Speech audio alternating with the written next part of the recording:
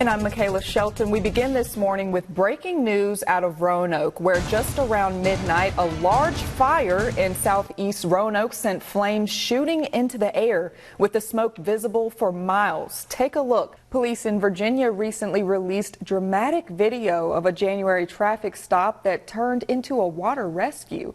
Authorities say when police tried to pull the driver over, he ran, jumping into a freezing lake. Well, we have an update for you in Carroll County. We now know the name of the suspect who died after a shooting involving deputies Friday night. Yesterday was gorgeous. It was. I went to the lake, Smith Mountain Lake, went to Mangoes, and it was just the perfect day. Yeah. Congrats to everyone who participated in that race. And over in downtown Richmond, thousands laced up their running shoes for the annual U-Crops Monument Avenue 10K. I'm looking forward to that. And tomorrow we can even get our tan on. Yeah. We can go to a pool if it's open. Yeah. I mean, that 80s is just crazy. Thank you so much for being here with us today. Thank you so much for having me again. Yes, of course. And so you're with the Humble Hustle Company. So for those who don't know, what exactly is Humble Hustle and what do y'all do? Welcome back to In Our Hometowns. We're here in Danville, and it's no secret that the Caesars Casino is bringing in the big bucks for the city. I'm seeing a lot of freezing rain. It's actually started to pick up within the last 30 minutes or so, I'd say. The tornado also took an RV that was sitting right here and flipped it twice to where it's now laying on top of itself over here, which just goes to show how powerful this storm really was. If you're looking to pick some fresh strawberries this spring, look no further, because Motley's Strawberry Farm in Gretna has endless rows of ripe berries just waiting to be picked. An international sports car company is parking its business here at the Cane Creek Center in the Danville and Pittsylvania County area. Connect Health and Wellness has expanded from a mobile clinic to a brick-and-mortar walk-in clinic after seeing the desperate need for healthcare providers in Patrick County. And this frame right here is all that's left of a trailer. And the woman who was living inside was actually thrown all the way over here and was found stuck under this tree trunk. We begin with a problem that's been plaguing one of our hometowns for more than a decade. People forced to boil their water after being told it's unsafe. County leaders say they're trying to fix the problem, but residents question the delay.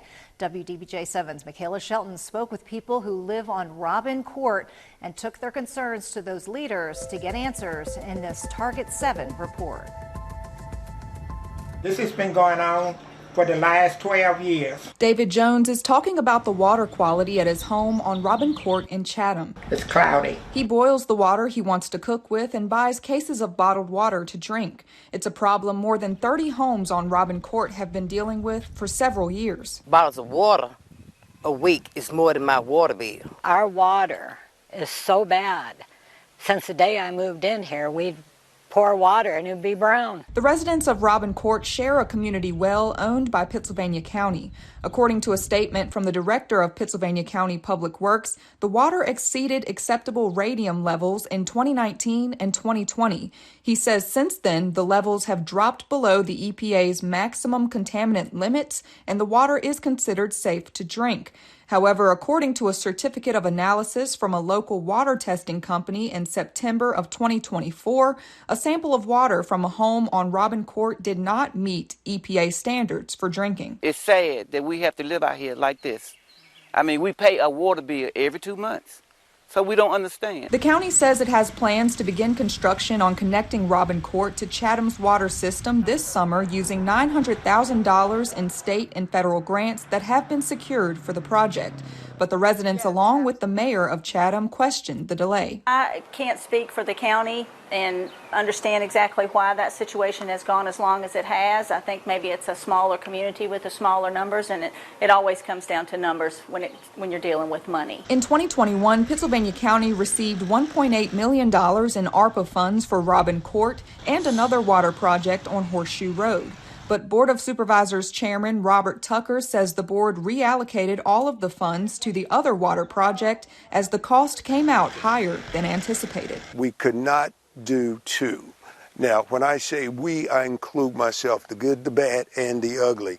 But I'm not going to stand here nor allow anyone to disparage, this current board based on actions taken by a previous board. Since I've been in office, this particular issue has been a priority. The county expects the Robin Court water project to be complete by the end of the year.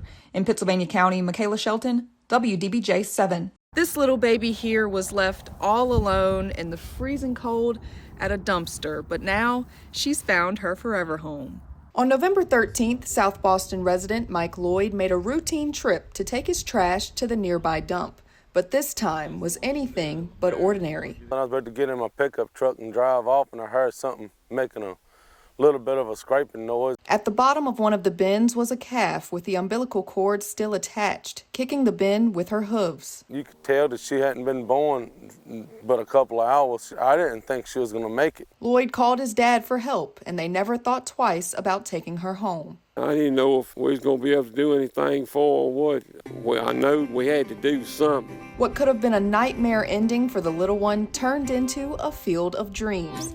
Lloyd and his parents nursed her back to health with warm cow's milk and a cozy place to sleep in the fenced-in backyard. I should have gotten the truck that day. It was cold. I mean, I literally was almost in my pickup truck and I changed my mind. So other than God being a part of it, he had plans for me to find that calf. He had plans for us to raise it. Their first pet cow, Katie Jo, is now part of the family.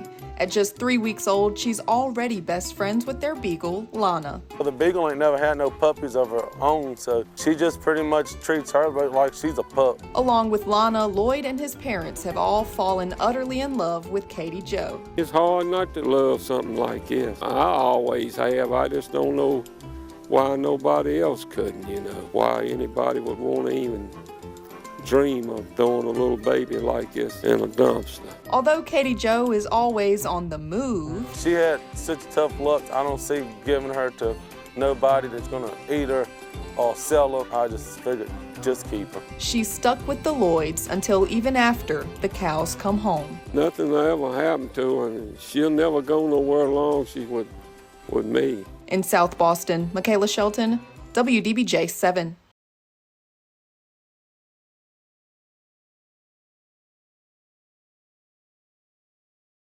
In the 1980s, Danville's economy was booming with success from tobacco and textile industries. What's now known as the River District was once the Tobacco Warehouse District. That was kind of the heart, the nucleus of where it all started for the city of Danville. But when the Great Recession hit in 2007, things took a turn for the worst. Dan River Mills, Danville's largest employer, shut down along with much of the tobacco industry in the heart of the city, nearly cutting the population in half. Our downtown was a ghost town. You used to be able to lay down in the middle of the street in the daytime and could not have a car come near you. Lee Vogler has been on city council since 2012. Growing up in Danville and seeing the city's downfall, he and other leaders agreed changes needed to be made. It was in 2015 when city leaders adopted a 30-year comprehensive plan. We'd heard that from other localities who'd had some success and been in similar circumstances. They said, look, this is not an overnight fix. This is a 10, 20, 30-year process. And you got to be willing to do things that not everyone's going to understand right away. But Danville native Rick Barker was one who did understand. After seeing the potential and hearing about the comprehensive plan, Barker decided to make his own investment into the River District. His target was the 500 block of Craighead Street. I told my staff internally, I said, we're making an investment in the worst block on the worst street in a rotten downtown. And before we're finished, we're going to make this a destination, and we'll probably do it at the highest price point in the River District. Did anyone back then think you were crazy? Everyone thought I was crazy. But his crazy plan paid off. Fast forward 10 years, and today the block is unrecognizable. He turned the buildings into Airbnbs, apartments, restaurants, and more. Early believers who invested in the downtown area, like Barker, combined with the city's comprehensive plan, seemed to be a catalyst for drawing in major developments. Outside developers have since turned the White Mill into Dan River Falls, a massive apartment complex with office and retail spaces. Another former Dan River Mills site in the Schoolfield district has also been redeveloped into the Caesars Casino. In most places, you're lucky if you get one project like that, but to have two properties like that come back I think is pretty astounding. Vogler says they used to look at other cities for advice and inspiration, but now cities across the U.S. are looking to Danville as a roadmap to success. When I started saying comeback city several years ago, it was almost more aspirational at first. Then it became reality. And so now it's, yes, we are the comeback city. So what's next?